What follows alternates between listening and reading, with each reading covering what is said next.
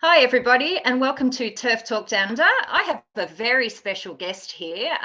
Some of you may know her. This meeting is being recorded. Her name is Spider Redgold, part of the old guard, in inverted commas, of the feminist movement. And she's here to talk to us about the state of the modern feminist movement. Hey Spider, how are you? Oh, look, I'm excellent. And it's a great honour to be the old guard. I don't mind. I'm 72. I'm definitely an elder. And the thing about it, the modern feminist movement, is I always call it the women's liberation movement. That women's liberation is what I'm about. I've been a lifelong activist in the women's liberation movement. And all the varieties of feminism have come and gone, and we use the socialist feminists and the anarchist feminists and the this ones and the that ones. But then I've started to see things like gender critical feminists, gender critical feminism. I even saw it this morning. And there is no such thing as a separate feminism for gender critical, because the women's liberation movement was always against sex role stereotyping, against gender roles, we got rid of the pink and blue aisles in Toys R Us. Like seriously, we did. Yeah. There were no separate boys' toys and girls' toys for possibly nearly a decade.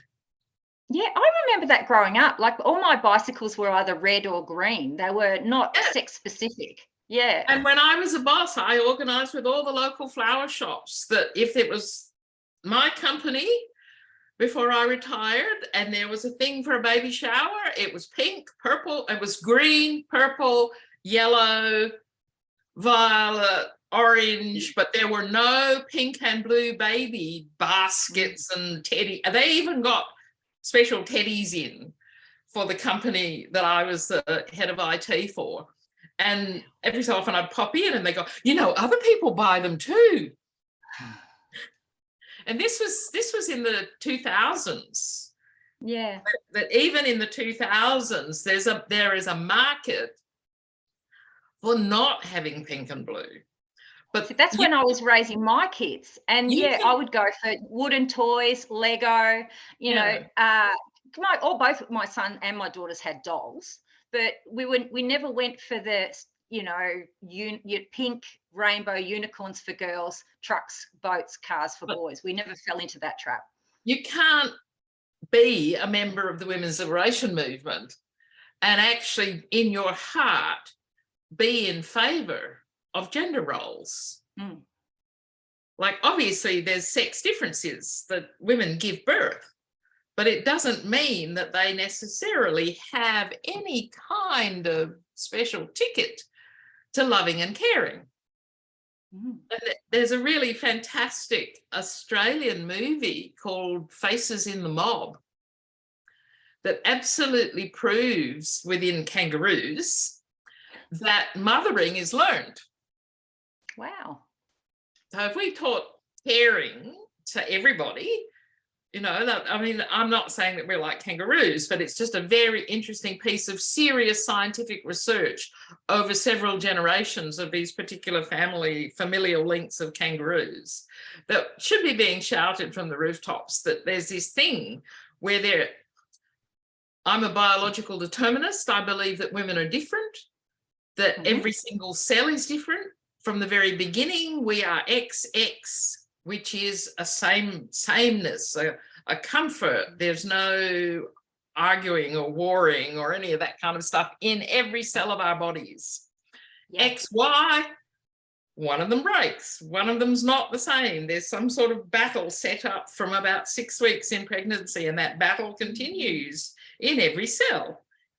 Because we can't measure it, it's been convenient to go, oh, there's no lady brain, because we, you know, like we're working on a different level, and I don't have an answer to it, but I will not deny that female is absolutely different. But patriarchy doesn't tell us anything useful about that difference. And so what do you, sorry? No, ask your question. What do you think about maternity leave being called, like parental leave, now becoming popular with the unions? Now it's also available to men. So there's that argument that, men and women are both in that role to the same degree, which we know is not true. So, so we're going to have the situation now where women are having babies, going straight back to work, and the husband's taking the leave. I think that motherhood and mothering is entirely different to parenting.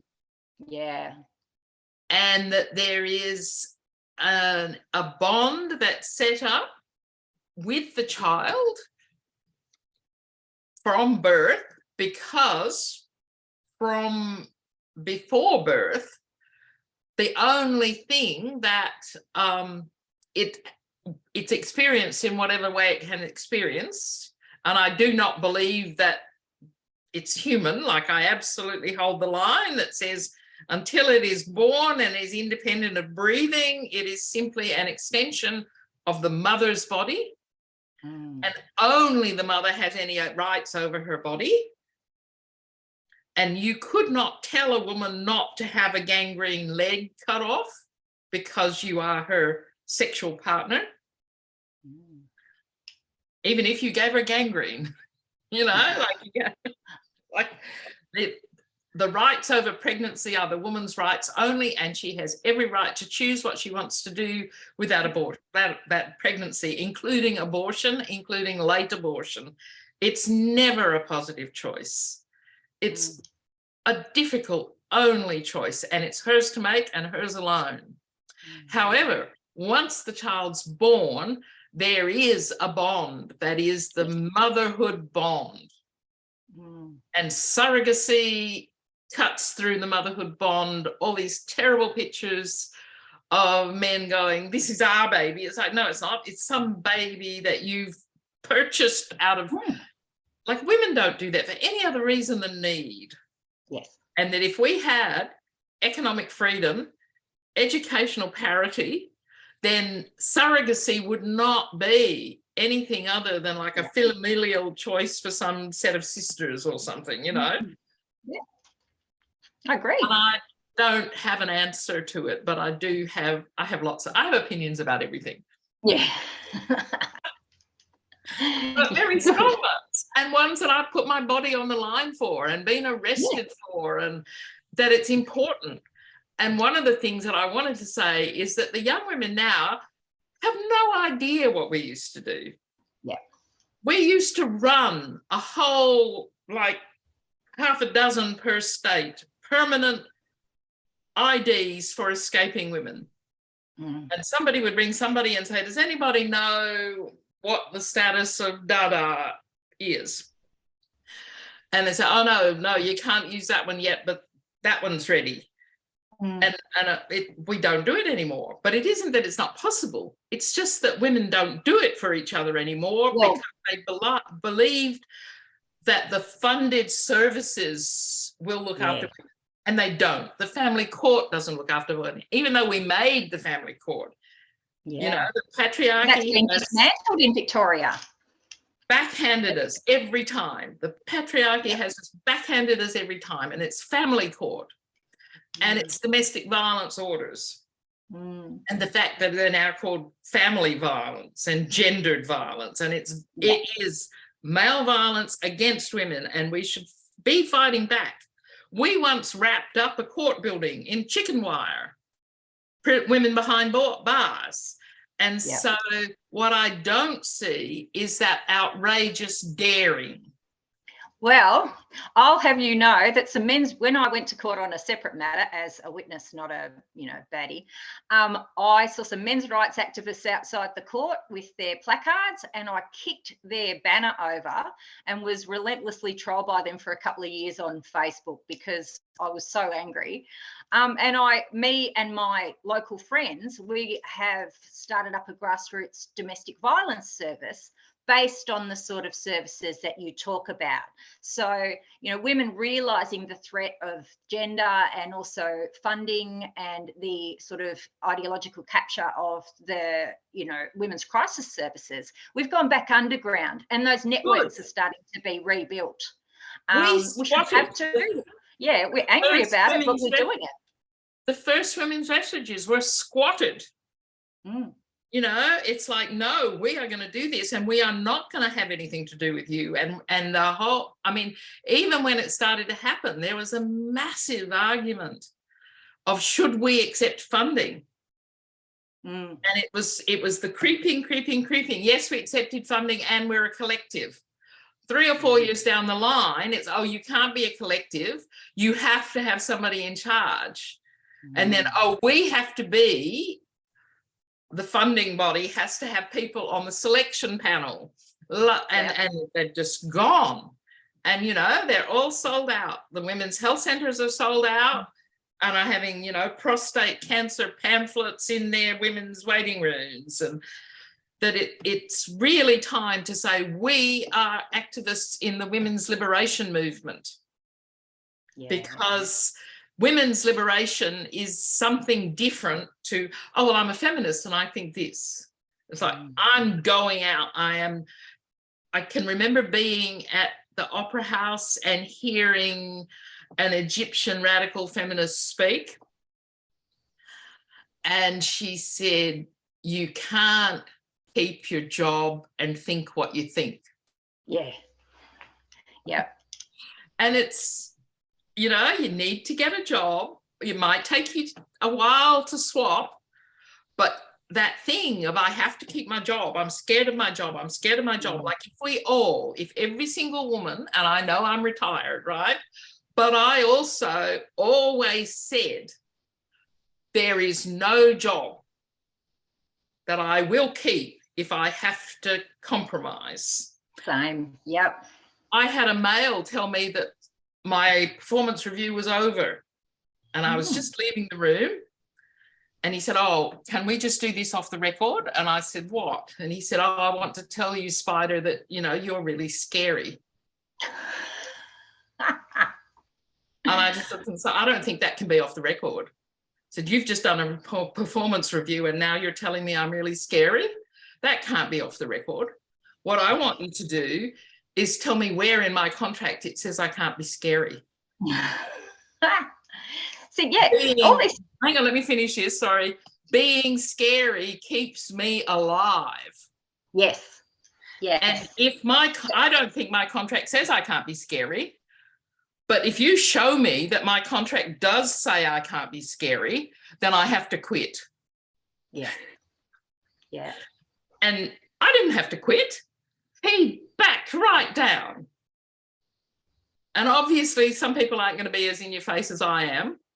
But there's ways and means, and I've got friends who manage it who just deny the pronouns on the bottom of the emails, and they just don't do it.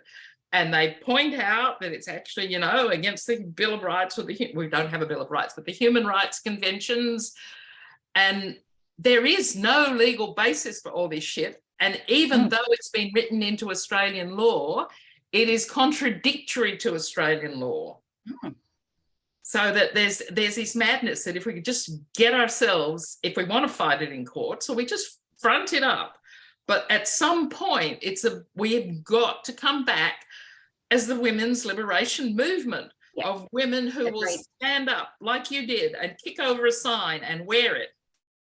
I hardly ever get any trouble from Facebook because I send registered letters to the chairman of the board of Facebook detailing exactly what's wrong with their accusation. And I also send them to the chairman of the boards of every board member of Facebook on the other boards, saying, are you aware of your board member X? Because in her other role, this is the kind of nonsense that is being overseen. And the cost of a registered letter is like 2 coffees. But registered letters become part of the record. So when the chairman of the board ends up in front of US Congress being questioned about his company, that stuff is scrutinized. So it's like you don't write personally and you don't whine in some private group. Send a registered letter. Yeah. And then your name gets the little ticker against it, and you don't get, I had 3 30-day bans in a row and I don't get them anymore. Wow. This campaign of registered letters to the chairman of the board at the official registered address of the company, and whether it's Twitter or whether it's Facebook or whether it's Instagram or. Yeah. See, I'm on a shadow ban on Twitter where my followers keep disappearing in massive clumps. And then they restrict my reach as well. So I'm not banned. I've just got this weird thing where they're trying to keep me quiet. So I wouldn't mind doing something like that and finding out why and what I have to do in order to get this ban removed. So well, you look up Twitter on the company register and you find out the legal registered address and you send it to the chairman of the board. Nice. You talked about the women's liberation movement, and I sort of, when people say what sort of feminist are you, well, I would say I'm a women's liberationist. Now, I hesitated to put radical feminist in my Twitter bio because I didn't want to make radical feminism look bad by associating with it. So I think that there's a real reluctance for some women to claim our names back because we don't want to represent the movement in the eyes of our detractors. What do you think about that? I don't think there is a radical feminist movement. I think radical feminism is a body of work. Yes. It's a body not an of identity. Thought that you can use to make sense of the world. And you can do it well some days and you can do it really badly other days.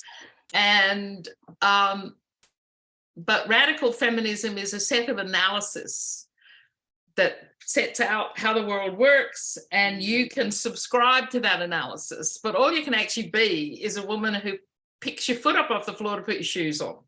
Yeah. You can't put your shoes on and keep your foot on the floor. You can't actually be a radical feminist. You can use radical feminist analysis to help you decide how to live your life. Yes. And shortcutting it, I think, does a disservice to it, because then somebody will say, I'm a radical feminist.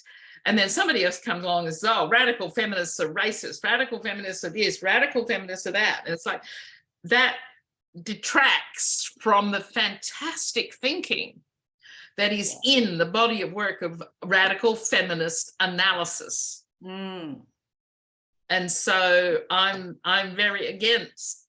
I mean, I get caught out and I do it sometimes as a shortcut, but I'm very well aware that there is a women's liberation movement. There is not a radical feminist movement. It's always been the women's liberation movement. And there's been the coalitionists, which are the liberal feminists who think that we should move sweetly and ask for what we might be given if we were really lucky to have it given to us.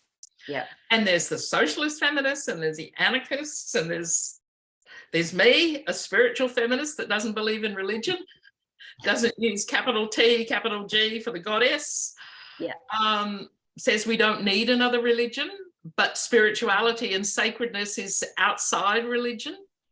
Yeah. And then there's all kinds of us. Some of us use radical feminist analysis to make decisions about our lives, like Emma Goldman said, I don't want your revolution if I can't dance. I say, I don't want your revolution if it doesn't help me work out where I get my potatoes. Like it's bigger than these campaigns. And yes, we have a campaign that is critical of gender, but we're critical of gender because we're critical of sex role stereotyping. Yes. Not because we're critical of transitioning. It's like however, there's people who are critical of transitioning for entirely different reasons, right? And those people, the Protect Our Daughters mob, they're like a very different reason that they're coming at it. Yes. And the arguments are real. I mean, in the same way that the Spartacists used to argue with the feminist, like there's just always ideological arguments. But we are at the barricades because legally we barely exist. Yes. And yet every single one of them, every single one of those people that says aye to the laws that are erasing us knows they know what a real actual woman is. Yes. But real actual women need to pick up our labrysses and get out there and do direct actions. You know, secretly, ask your neighbours, do something, wrap up a building, you know, chalk. Yeah. I mean, I really like talk about it because it's such a wonderful fun to talk about it. But, and chalking is technically not a crime. And everybody needs to know that chalking is not a crime because it's chalk. It's different to permanent texture. Yeah. But, you know, build up your bravery, start chalking. You'll eventually get to permanent textures. that there's a thing where there's 2 generations, 3 generations of women between us wild mob from the 60s and 70s who have survived. There's a lot of us. There's a whole book of us called Not Dead Yet. Yes. Yeah, it's wonderful. From Spinifex Press, Not Dead Yet. It's the feminists, the women's liberation movement. From then, we are now over 70. We're all over 70 and we're not dead yet. But there's a big gap in that thing of how do you organise a demonstration? How do you organise support when 300 women are in jail on one day in Sydney? Yeah. What jail are they in? How do you get them out? How do you find out where they are? How do you find out what fake name they gave? What do you do when you go to a demonstration? But that kind of stuff that was this massive storehouse of direct action knowledge, we're about to die. Like if women really want to relearn it, work out your own actions and sort it all out, or come and listen to us being really boring and tell really long stories that have juicy bits in them. We had a protest against men in prisons in Melbourne, and we had it on a Sunday because that's when people would make it. And we were at the front of Parliament House, and so many trams were going past and people were doing double takes because I'm sure it was the first time they ever heard that there were actually men in women's prisons, but also that there were actual, TERFs out there in real life. And people were yelling out, look, there are the TERFs, because it's been so long since women have protested in our own right. Like we crash the International Women's Day march every year. We basically turn up and we crash their march because it's ran by the unions and 50% men. And we had at 2 marches ago, we had hundreds of people turn on 9 women, I think all of them would consider themselves feminist, who were standing there in this little group holding our little signs, protected by the police, because this mob of pro-transition and pro-sex work men were yelling abuse at us. And I've got to say, it was one of the best days of my life, because I thought, well, if this is the best that they can do, bring it on. Didn't worry me. But, women are scared. They're scared to take to the streets. But once you do it once or twice, you're going to want to do it again. Yeah. Now, I have been in international women's marches with signs saying TERF, but they've also said tired of explaining reality to fools. See, I don't think we're trans exclusionary. I think we're male exclusionary. That if a woman has gone down the transition path and then decides to reverse, she's welcome. If she still thinks she's a man, she probably doesn't want to be there anyway. But that we're not trans exclusionary. We shouldn't be calling ourselves, it's not a question of reclaiming it, because we're actually male exclusionary. Yeah. We don't care whether they're trans or not. They're male and they don't belong in prisons. They don't belong in my cubicle in a hospital giving me a bath if I don't want them to. And they don't have a right to be there under union rules. Like I'm long-time unionist and always introduced unionism into my workplaces, even though I was a boss. I'd get the union there and get it talking.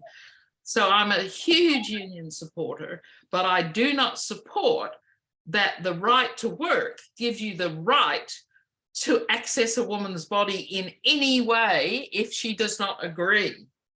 And if she's unconscious, then she has not agreed and it should not be done. So it's very clear to me that we're not TERFs, we're MRFs. Yes. Male exclusionary. Men do not belong in women's spaces, and the most sacred of women's spaces is her body. That's right. And she's in charge of that, not God, not the state. Get your laws off my body, not the church and not the state. No one will decide my fate. And that's I walk down streets in so many cities in the world chanting that it's so strong in my heart. Oh, can we clone you and send you around to each city to lead some marches? I'm nothing special. Yeah, well, that's it. That you come from a generation of women who were so politically active. Well, we egged each other on.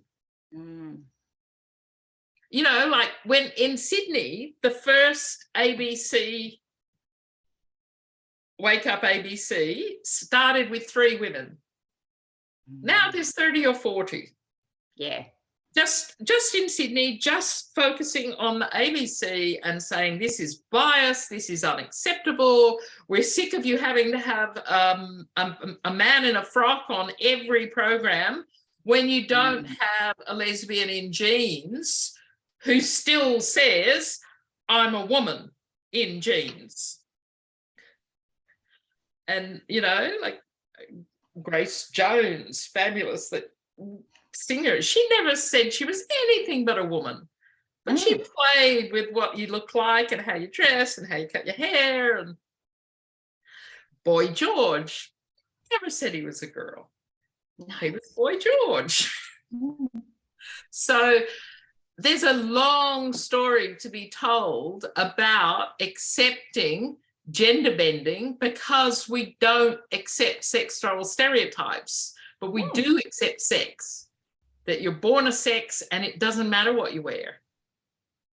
True. That you're still a male or you're still a female, and males don't belong, and males in suits and males in work clothes and males in frocks don't belong in women's spaces. And so we're male exclusionary. So next time we go to a thing, don't take a TERF sign, take a MRF sign. Yeah. MRF talk down under. Yeah, because, cross the T out, you know, we're male exclusionary, nothing to do with trans. It's nothing to do with trans. It's about male. Dysphoric people generally understand that. They don't take it personally. It's men who are taking this personally. Yeah. But they take everything personally because it questions their power. And that's what the women's liberation movement has done all along. All the way back from when there was a split. You see, there was a split in the suffragettes too, within the Pankhurst family. And Sylvia was for direct action. And the others were for be polite and ask nicely and keep talking to the male politicians, parliamentarians, trying to get them to vote differently, just gently. But Sylvia was direct action. Wow. And the women that were getting, there was a special law. It's the only law that's ever been written that says you can be let out of jail on parole and rearrested on the same offence. And it was the one about the starvation prisoners who were so ill they were going to die, and they didn't want a suffragette to die in jail. And so they would let them out and watch them until they had recovered enough to be rearrested. Oh, wow. And it's the only law. Like if they let you out on jail, on parole, for everything else, so long as you don't reoffend, you're out. But this mousetrap law was, we'll let you out until you're well enough to be rearrested because we don't want you to die in jail, and we're sick to death of you being so determined that you will not eat if you don't have the vote. It's an extraordinary story. The suffragettes, they invented campaign money from political art, and Sylvia Pankhurst designed teacups, suffragette teacups and saucers that were sold to raise money for the campaign. In Melbourne, the women developed political performance art because they had all these signatures, and instead of bundling them up and delivering to Parliament, they made them into this huge material scroll where they'd stitched all the bits of paper with the signatures into this massive wheel thing, and they carried it on a spindle into Parliament, and they unrolled it and they read it for hours. Good. The very first performance art, political art, suffragette women invented it in Melbourne with that huge scroll of signatories about the vote. They carried a banner to England saying, "Trust the women as we have done." The Australian women took that banner because we had the vote before they did. "Trust the women as we have done." Yeah. And that banner is in Old Parliament House now. It's not in New Parliament House, it's an Old Parliament House, but that banner still exists. Beautiful silken banner stitched by them with the hope.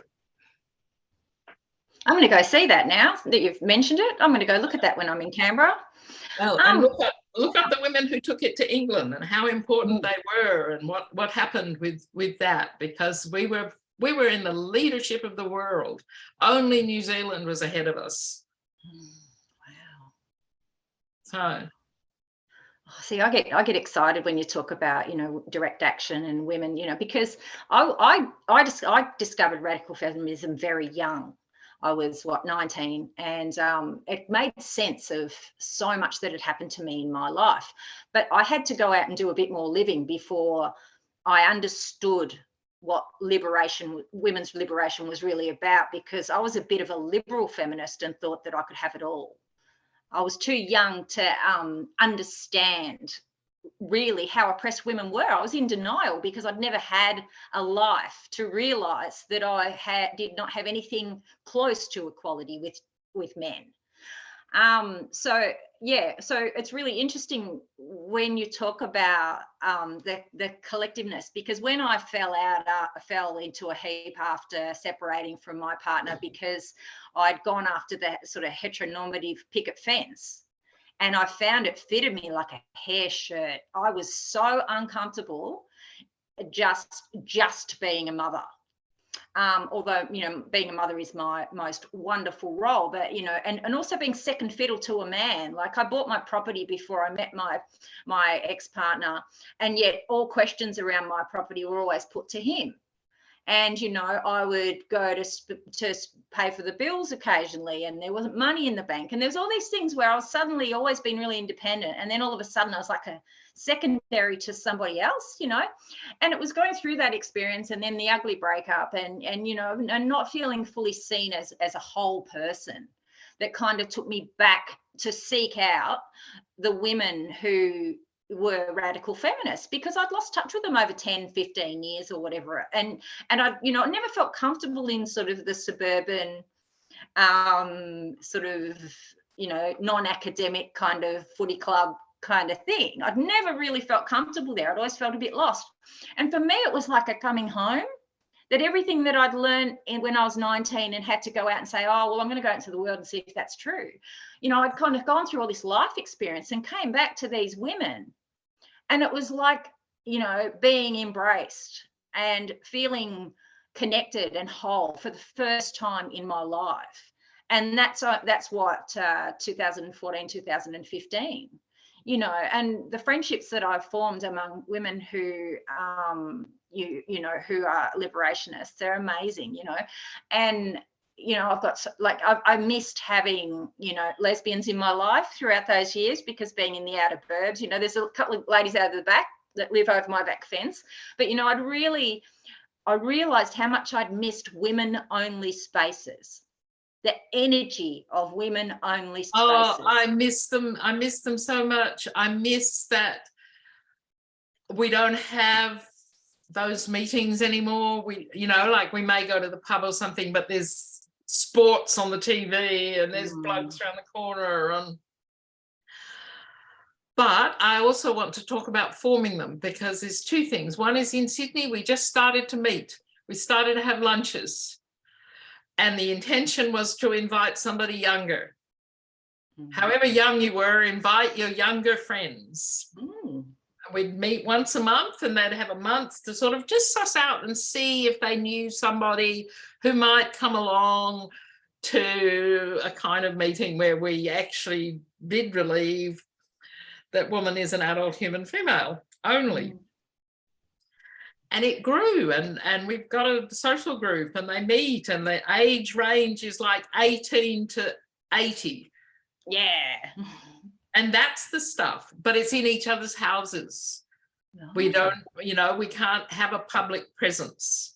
Now, I know in Melbourne, there's some stuff going on that's a bit like renting out rooms in the Global Corporate Pride Centre, and they've successfully done it a couple of times now, so that's good. In the US, a friend of mine left Facebook entirely and started to set up this network. And what she'd do is she'd talk to women she knew and ask them to come to her house. And it was like, you have to know them face to face, you have to be absolutely sure they're female, then invite them. And then it grew so they wouldn't all fit in her lounge room. And so then it was like, okay, so let's work out how we start to form daisies coming out from that. And so this circle, and when that circle's kind of big, then some of the women from that circle take on forming another circle. Now, she started that in 2017. There are now interconnected circles that stretch 400 miles in 5 years, and then further, but they don't connect because they're further away. But that pattern of saying, invite who you know, that's where consciousness raising groups come from. And that's the ethical and political base of the women's liberation movement. It's not snarling at each other on Facebook and banning people and cancelling people. It's being in the same room and talking it out from the, this is what it's like for me. This is how I feel when I hear you say that. You know, how, you know, and on an interpersonal level, consciousness raising. Now, you can go on the internet and you find lots and lots of how to do a consciousness raising group, but it's face to face.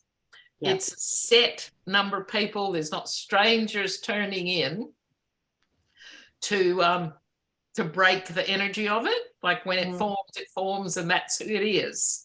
And if people drop off, it gets smaller, but suddenly you don't get a new person coming in, because it's about sharing what is real for your life. And that's the thing. Consciousness raising is absolutely the basis of the women's liberation movement. How do you I guess to stick around, how do you learn? You learn from each other. Yes. Don't learn from the experts. The experts can give you analysis and stuff, but that's not how you learn. You learn to live your life with the people you know, and you grow together. And I thank all those women, all the women that kept me sane, all the women I learned from.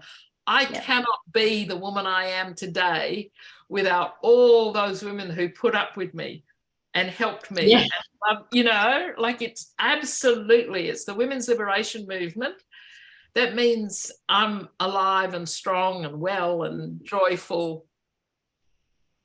And we're all still learning, aren't we? You know, no matter how old you are, we're all still learning, because we're learning from each other. And, you know, you don't hang around a movement like this for decades on end like you and I have if you don't learn how to not get yourself so involved in conflict. You know, there is going to be conflict, but you're going to have to learn how to resolve them. And what a better place to do that than among like-minded women who can, you know, help you deal with it. Getting involved in conflict, but acknowledging it. I know that I absolutely am annoying. I'm really annoying. So am I. I'm flamboyant, I'm loud, I'm opinionated, I'm annoying, you know. I'm confident. That can be annoying to some people. And I have a friend who's really annoying. And a few months ago, we were camping together, and I just looked at her one morning. I said, you are just so annoying that I'm really glad that I like you more than I'm annoyed by you. Yeah. And it's absolutely true. But I also think that there's a thing called a political divorce, and we don't recognize it well.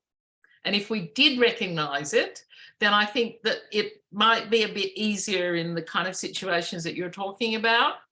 And when I say a political divorce, like if you're in a relationship and it breaks up, then if one party kept coming up to the other one in the supermarket queue and insisting that they talk to them, there would be an opinion that they need time apart, and it should be respected that the one who left is allowed to leave.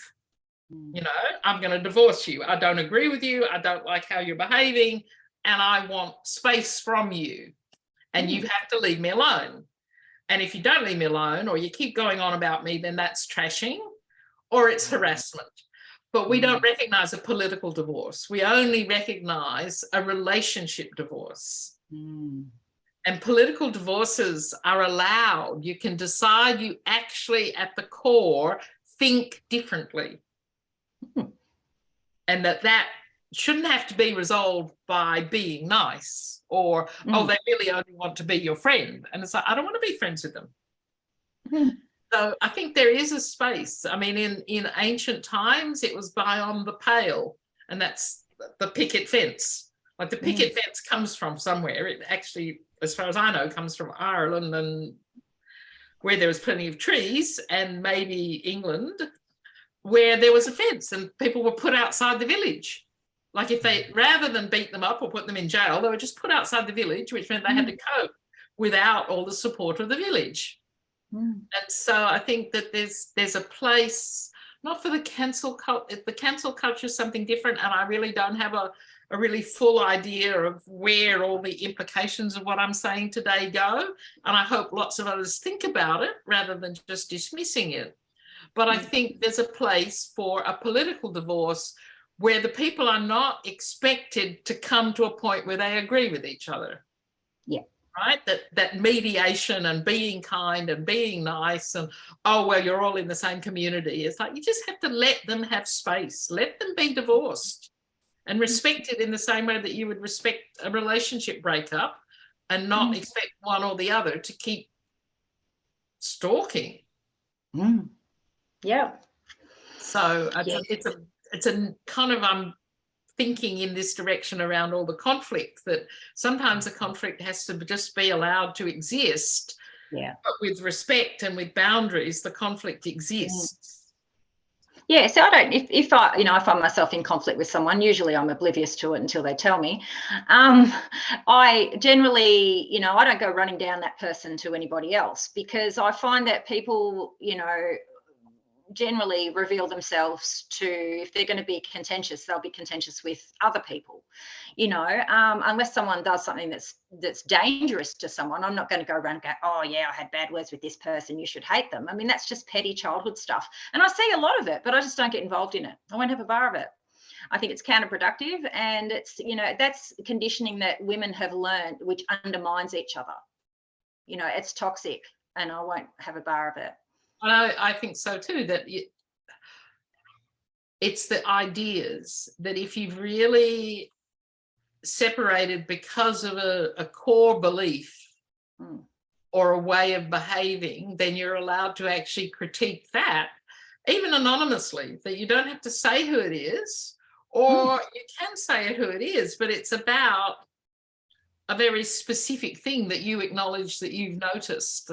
And I always respect people who will come to me and say, oh, I've heard this. What's your side of it? Because the thing about gossip and trashing is that you don't necessarily hear it about yourself. And so anybody that's prepared to say, I'm hearing this stuff, is it true? What is going on? Why am I hearing this stuff? Is I have full respect for them. Yeah. I think a lot of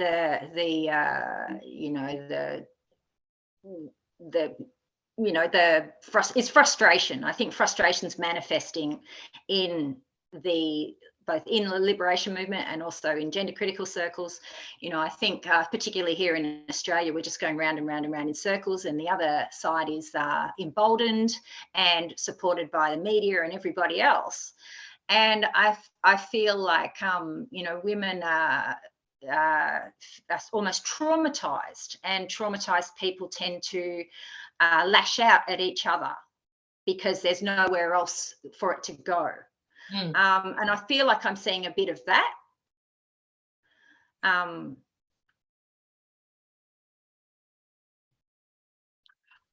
don't know the situation that you're talking about. I think that any woman under patriarchy is traumatized. Every girl is traumatized by being a girl. Maybe they're just I have a kind of a gut reaction of making us into sort of victims where, we're behaving badly because we're in some way injured and damaged. And it's like, well,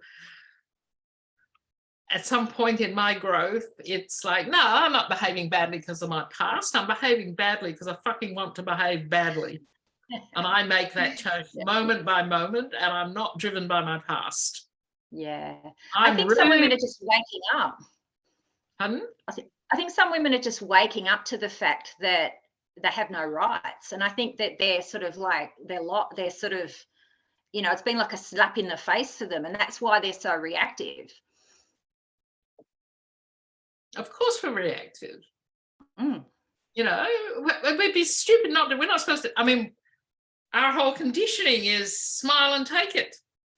It's like, no, don't. Get out there and do something about it. Wake up and feel it. And of course, I mean, the whole point of women's liberation is to react rather than absorb. So, yes, tell your boss what you think of them. Tell your partner, tell your children, tell your sons, or tell your daughters. Yeah, you want to wear that. I understand you want to wear that, but it's not something that I am at all happy about. Yeah, I went back to college. I went back to uni to get a diploma because I was becoming increasingly unemployable because of all this gender stuff. Because, now my name's out there, I could delete my Twitter tomorrow and someone would unearth it. So, I went back and I retrained because, and now I'm self-employed. So, I feel quite privileged to do that, but I don't understand why more people don't do that. Well, I don't know. You can't make a cake without breaking eggs. It's like, or breaking a coconut if you're a vegan. It's like something happens. We have to eat. Something gets broken, and we have to break the patriarchy. And we're not going to break the patriarchy by being nice. It's not just going to naturally die. We are in just such an extraordinary backlash. And it may be the dying pangs, but we still have to get it to the funeral. And nobody else is going to do it for us. No, they're not going to give it to us. It's not going to lie down and die quietly. And they're absolutely recruiting women. They're recruiting girls, and they are mutilating them and poisoning them and sterilizing them. They are recruiting our girls. Like, it's bad enough that women's liberation lost 3 generations just by it starting to seem as if the fight had been fought. But now we're losing another 2 generations to poison and mutilation. And we have to take every single risk. Yeah. For sure. Every single risk that you're brave enough to take. And as soon as you take, Mary Daly said, you're going to get into trouble. for being an itty bitty feminist. So you might as well be a big bad one. That's so true. That is so true. And it's like, okay, so go and be an itty bitty feminist, but then the next itty bitty is a bit bigger, and the next itty bitty is a bit bigger, because every single woman who thinks this should not be happening really needs to pick up a banner and even on the corner, the street corner, sneak out at 2 o'clock in the morning and do it on your own street corner with a piece of chalk. But just do something. Yeah, for sure. On that note, I've got to go pick up my kids. Yeah, I've just had a week to myself. A good place to end. So thank you for making the time to talk to me and letting me have this place in your news broadcast. I think that this will be a very popular episode because women like hearing things like this. They like the feisty. Yeah, and thank you for everything that you've done for me personally over the years, seeing you pop up all over social media with your truth bombs and things, and you know, and also for your welcoming of other women into, you know, our movement. You facilitate women to feel comfortable there, and yeah, it's just been fantastic listening to you talk. I could listen to you all day, but thank you so much. And yeah, everybody, if you would like to like and subscribe to this channel, that would be fantastic, and we'll be back with you soon. Thank you, everybody. Thank you so much, Spider. Okay, bye.